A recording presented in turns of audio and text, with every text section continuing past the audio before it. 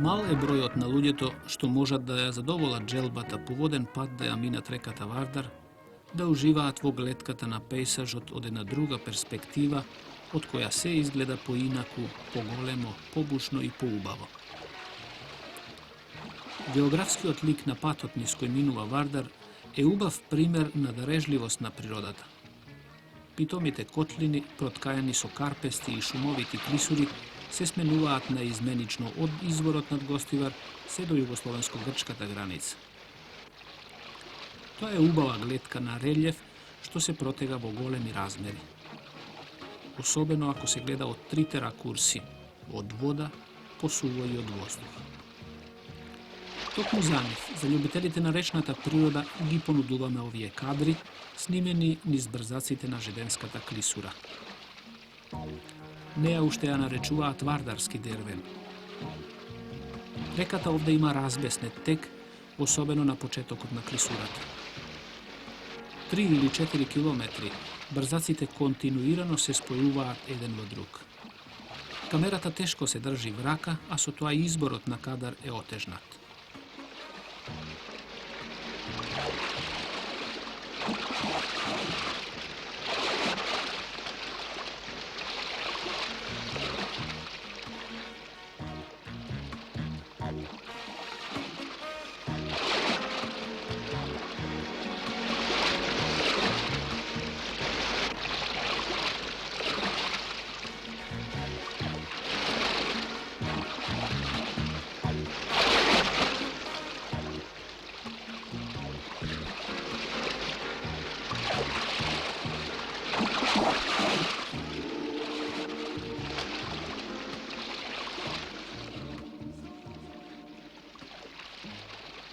На средината на Дервенската клисура, на местото каде што Вардар го смирува својот разбеснет тек, од десната страна на реката лежи селцето Дворци. Од другата страна на реката е селото Ораше. Овде, меѓу двете села, на пространата ледина, го направивме првиот наш логор. Првата работа што требаше да ја сториме беше да запалиме оган и добро да се исушиме. Младината од селата Дворце и Ораше ни понуди помош.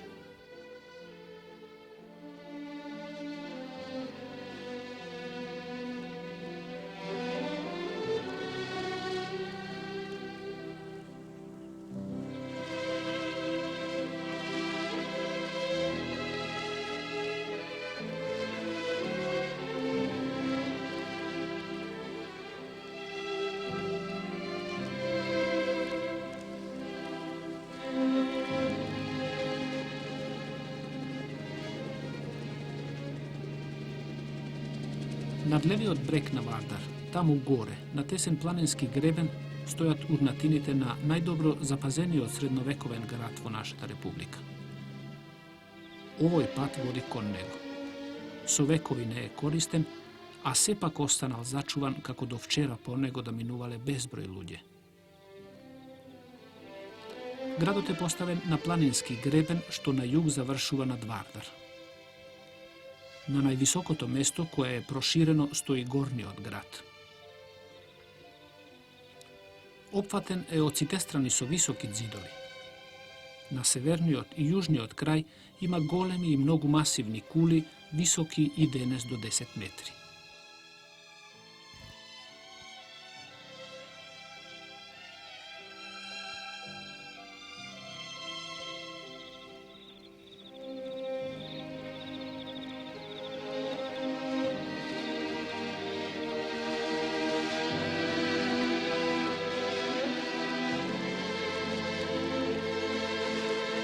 Градот има и надворешни ѕидови и пред овие длабоки ровови просечени во жива карпа.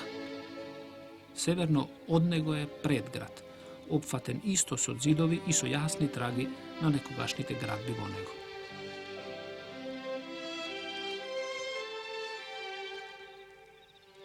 На западната падина под горниот град, надолу се до вертикалните карпи што паѓаат во клисурата на Љуботенска река, се простирал големиот долен град, опфатен исто со ѕидови зајакнати со повеќе масивни кули.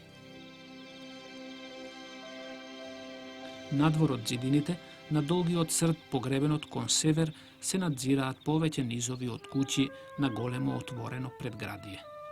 Овој град не е испитуван, меѓутоа остатоците на градбите се толку јасни, што класични археолошки ископувања тука и не се потребни, за да се согледа изгледот на целиот град со сите негови делови и функционални елементи.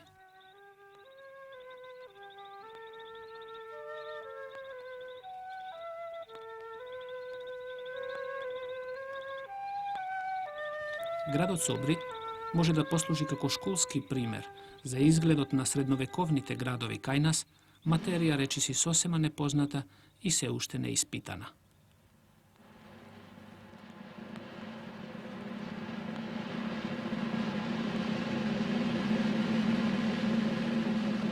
Јужно од градот, на зелените падини покрај Вардар, биле расфрлени имотите и дворците на богатите граѓани со по некоја црква. Оттаму останало името на денешното село Дворци, а во него места со имиња Црквиче, Стари црквишта, Марков камен и така натаму. Го продолжуваме пловењето по Вардар и во тишината што ја нарушуваат веслата и песната на птиците, ја пуштаме фантазијата да таолка. А таа никако да се одлепи од Собри, најголемиот зачуван средновековен град во нашата република. Град со огромни зидови, кој со векови опстанал, заслужува внимание. И нешто повеќе од тоа. Заслужува приодот кон него да биде достапен за сите.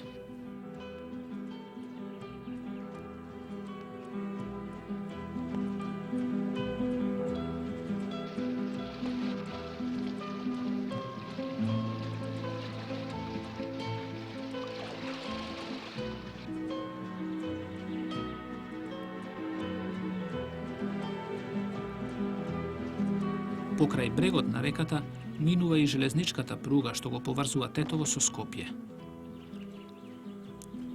Нашиот снимател Серафим Серафимовски не можеше да оддолеа да не сниме неколку кадри од групата роми што беа сместени непосредно до пругата и до брегот на реката.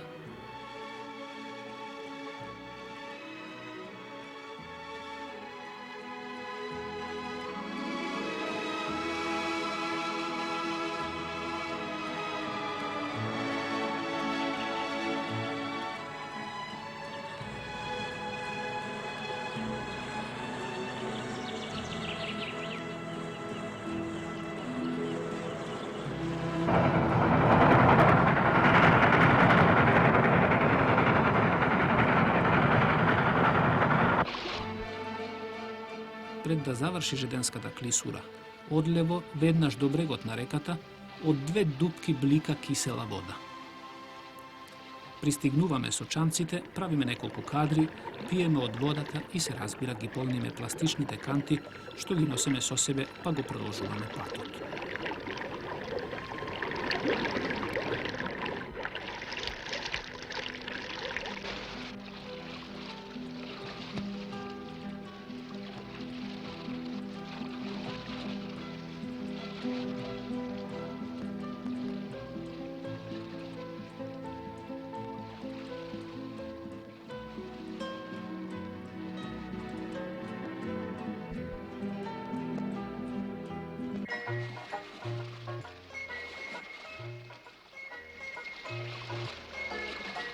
Пловиме по реката Аксиос. Да, токму така. Во античко време Вардар го носел името Аксиос. Потеклото на името Вардар не се знае точно од каде доаѓа, ни од кога почнува. Само се предпоставува дека денешното име е сврзано со византискиот управувач на Скопје Варда Склир, кој живеел во 10 век. Тој изградил прв насип на Вардар со што го заштитил Скопје од поплави. Во знак на благодарност, реката го добила неговото име. Има уште едно толкување за потеклото на името, а тоа е дека е изведено од албанскиот збор Бард, што во превод значи бел, односно бела река. Во средновековните записи од 13 и од 14 век, средниот тек на реката Вардар се наречувал Велика. Подоцна, ова име преминува за горниот тек на Треска, инаку десна притока на Вардар. Во минатото, Многумина се разбира неупатени, треска ја сметале за горен тек на реката Вардар.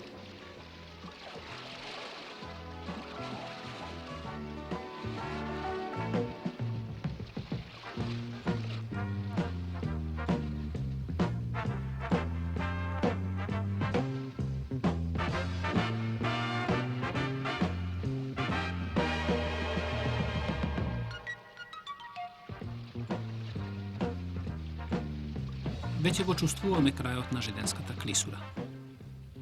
Го забрзуваме темпото на веслањето, зашто во местноста Рашче имаме закажано одмор.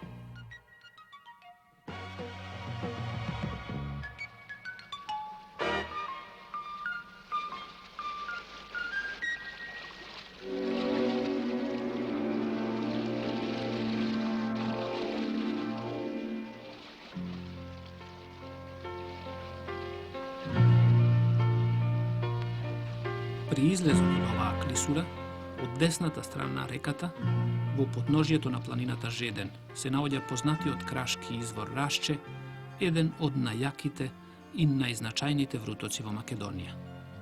Доста е проучуван и преовладува мислењето дека врутокот се храни од подземните води на Полошката котлина, како и од врнежите што паѓаат на планината Жеден. Врутокот Рашче има големо значење за Скопје. Тој го снабдува градот со вода за пиење, како и дел од скопската индустрија, особено железарницата.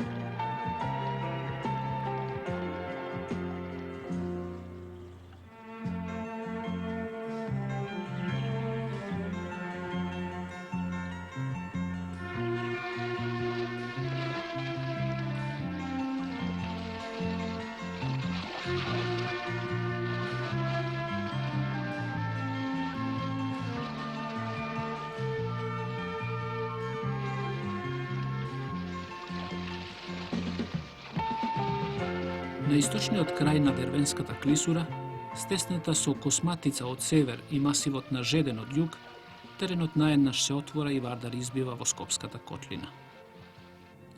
Последниот планински разгранок од северната страна на излезот од клисурата се вика Кале. Има високо чело што длабоко влегува во речната клисура и се издига 220 метри над речното ниво. Реката врти околу Калето и го опфаќа од три страни. Наспроти Калето преку Вардар лежат, како што веќе рековме, силните извори на питка вода кај Рашче. Позицијата на свиларското Кале е извонредно доминантна, оттаму и функцијата на тврдината на Калето да го штити и контролира влезот во клисурата. Излегувајќи од клисурата Жеденска, Вардар влегува во пространата Скопска котлина, втора поред низ која минува во својот тек кон Егејското море. Таа е втора по големина во Македонија и зафаќа површина од 1840 квадратни километри. Лежи на надморска височина од 100 до 500 метри со правец на протегање северозапад-југоисток, што се совпаѓа со правецот на протегањето на долината на Вардар. Правецот на протегањето говори за тектонското потекло на настанокот на котлината, која се формирала во текот на нејзината долга геолошка историја. Скопската котлина, низ која сега пловиме, има јасно определени граници. Поголемиот нејзин дел е заграден со високи планини, но и покрај тоа, таа не е изолирана. Отворена е и комуницира со Моравската долина, Косово, Полошката котлина и Титов Велес. Во горниот дел од котлината, спроти текот на водата од Скопје, Вардар го всадил своето корито сред богато и плодно земјиште, ги одделил бреговите и грабливо, од кога ќе ја помине местноста Сарај од десната страна, ја собира водата од реката Треска и го продолжува текот кон југ.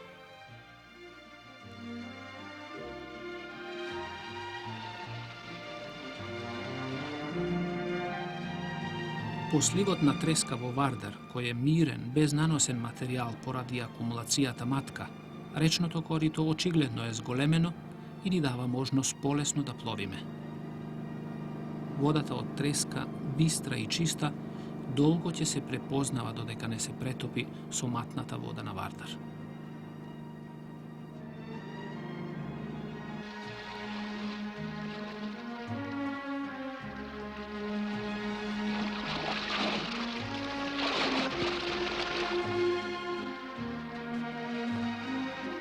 Пловејќи од запад кон Скопје, кај средно Нерези, Вардар наидува на висока тераса градиште пред која остро свртува кон север. На ова градиште лежат остатоци на најстарата градска населба на подрачјето на Скопје. Трагите на минатото не потсетуваат на една вистина дека од секогаш водата била основниот критериум при изборот на локација за населено место. Вардар и денес ја представува главната артерија што му го овозможува животот на градот. Планирањето на градот со мрежата на сообраќајници, канализационниот систем е предусловено со текот на реката.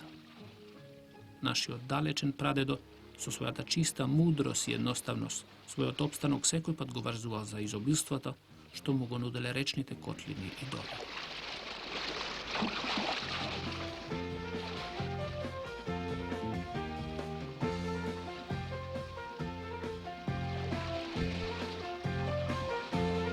Во близина на Ѓорче Петров, од левата страна на Вардар, се влива Лепенец, втората по големина притока во Скопската котлина. Околу 2 километра пак низводно, под утоката на Лепенец се издига Зајчев рид. На падината на ридчето и во подножјето, се до Вардар на југ, се протегаат остатоците на римско Скупи. Тоа е прв вистински град на местото на денешното Скопје, решен по тогашните светски урбанистички принципи. Последните 15 години секое лето се изведуваат археолошки ископувања на Скупи. Меѓутоа, како да не постои одреден план, ниту грижа за она што веќе е откопано. Ископани се само 2 инзули. Во дворот на старечкиот дом гледаме темели од 2 згради, половично откопани и денес целосно зараснати во капини и грмушки. Тоа е резултатот на 6 годишна работа. Следната инзула е во просторот на еден отпад. Гледаме скромни остатоци од зидови, темели, подови. Делови од една градска бања и ранохристијанска базилика, без какви да е украси или атрактивни наводи. Тоа е се. Намерникот може уште да го посети и откопаниот римски театар, денес само голема дупка со остатоци од малку темели и ништо друго. А слушаме дека за некоја година Скопје како град треба да го слави својот 1900 роден ден, настан докако што малку кој друг град во нашата земја може да се пофали. И дека Скопје е многу поголем од Стоби, неколку пати поголем од Хераклеја кај Битола. И дека има најчиста римска урбана шема, а од сето тоа на теренот не гледаме ништо. Градот Скопје 2 пати страдал. Прв пат во 447 година, кога го разурнале хуните на Атила, а втор пат во 518 година, кога еден голем земјотрес ги разурнал сите градчиња и тврдини во провинцијата Дарданија, меѓу нив и Скопје.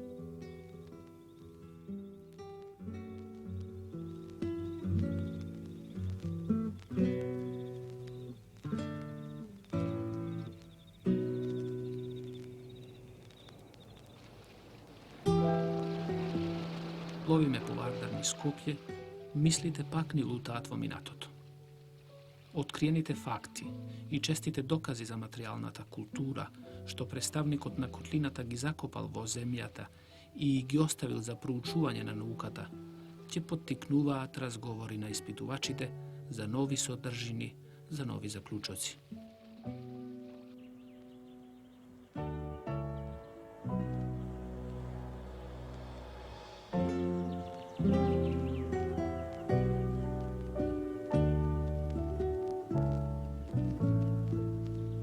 Razurnati od Skupi morao da se seli na podobra pozicija, soobrazena so surovite uslovi na kraju od antikada.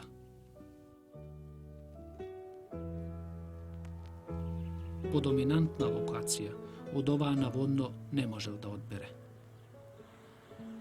Gradčeto navodno je projektirano po jedna nova odredena šema, a je izgradeno od osnova i najednaš. Ovakva arhitektura do sega ne bila poznata kaj nas. Nekako kuriozitet, poveć kako dokaz za goleminata na Gradčeto, vi gi prikažuvame dvete golemi cisterni za voda, izgradeni za slučajna dolga opsada. Vodata do nив bila donesuvana so cevke od planina. Vo našата zemlja ne se poznati nitu približno toliko golemi cisterni kako ovdje.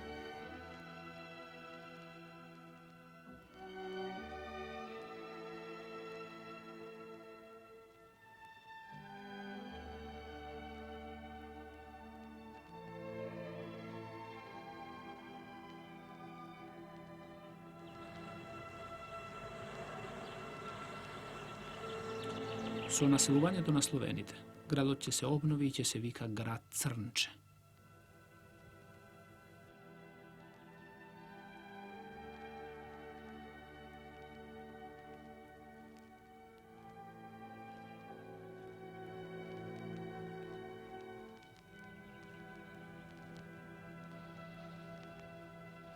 So formiranjeto na državata na Samoil, novoto središte na Skopskata kotlina, gradot Skopje, će biti izgraden povtorno pokraj Vardar. Na Ritčeto je izgraden gornjot, a vo podnožjeto na Karpite pokraj Vardar dolnjot grad. Togaž Skopje stanalo političko upraven i trgovski centar za širok srednjobalkanski region za kogo se borele Bizantija, Normanite, Bugarite i Srbite. Od tije burni vekovi na osvojuvanja, urivanja i povtorni gradenja, najdobro se zapazile odbrambenite zidovi. Osobeno je značajan od istorijska gledna točka najstariji od zid Sokuli na severoistočnata strana od vremeto na Samoilu. To je za sega i jedinstven poznat zid od toa vreme kaj nas. Vrz nego je izgraden i monumentalni od zid na Vasilijev tori, odnadvor obložen so golemi blokovi travertin. Izvonredno impresiven i cvrst, trebalo da ja veliča superiornosta na obnovenoto Vizantijsko carstvo. Naporeno so delovito okolo gornata porta v Ohrid, ovoj zidja predstavlja vrvnata vizantijska arhitektura od tije vekovi kaj nas. Zidot okolo kaleto je zajaknat su jedna četvrtesta i su poveće triagolni kuli. Na severoistočni od agol stoji masivna kružna kula so predvorje, katni konstrukciji i fresko ukrasi, verojatno rezidencija na upravnikot na gradot. Vo vizbata pod kulata, što služila kako zatvor, je otkopan duri i skelet na nekoj značajan politički zatvorenik od krajot na 12. vek, vo položba na njegovoto neuspešno bekstvo vo rovot na temelite na kulata. Vo gornji od grad se otkopani i delovi od golema prostorija, verojatno turnirska prostorija na vizantijskite upravnici.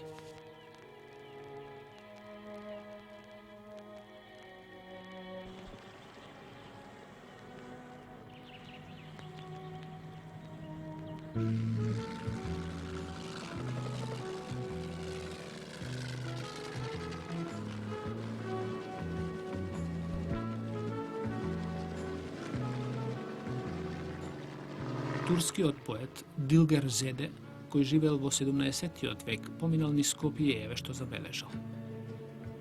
Dolgo patuvav po zemljata Rumelija i drugade i vidov mnogo ubavi gradovi i so blagoslovotna gospoda bev čudoviden. No nijeden tolku ne me začudi i voskiti kako rajski od grad Skopje niskoj teče Vardar. Na toj isti Vardar, komu tolku mnogo mu se voskituvale, mu se voskituvame i nije. Kako skopsko tokale i kameniot most na Vardar, pod kogo se podgotvujeme da pomineme, stanale simbol na neprekenljivite životni tekovi na Skopje. Razurnuvan i obnovuvan zajedno so gradot, toj postoji od 1575. godina, od koga datira i prvi otpišan podatok za nego, oko se veli дека мостот има 13 лакови и е долг 312 чекори, приближно 213 метри. По се изгледа дека мостот е изграден некаде пред крајот на првата половина на 15-тиот век за време на владењето на султан Мурад II.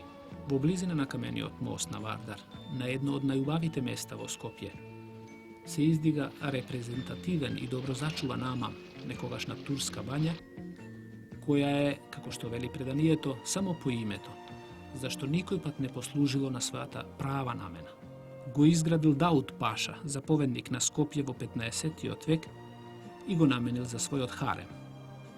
Меѓутоа, поради некоја грешка, топлотната инсталација не можела да загрева зградата. Пашата наредил да се исече целата шума од водно и дрвата да се употребат за загревање на бањата.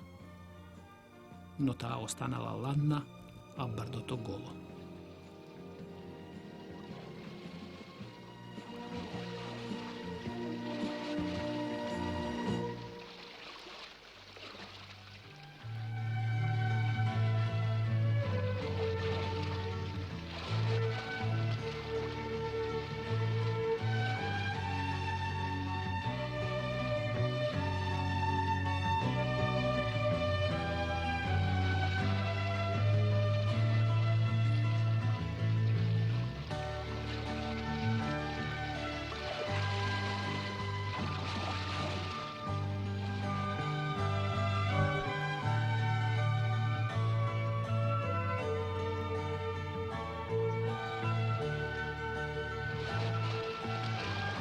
Низ Скопската котлина, речниот тек на Вардар има должина од 50 км.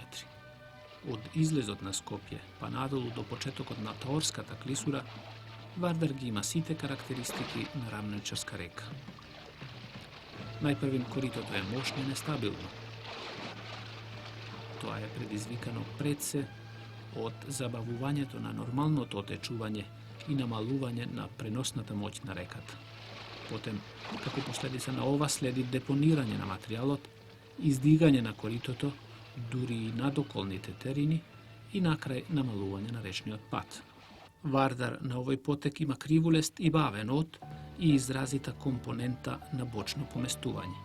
Овде падот на водата има вредност од само 0,4 промили, па му овозможува на коритото проширување на свиоците, од кои некои се претворени во меандри. За одбрана на лабилните брегови обично се градат напери.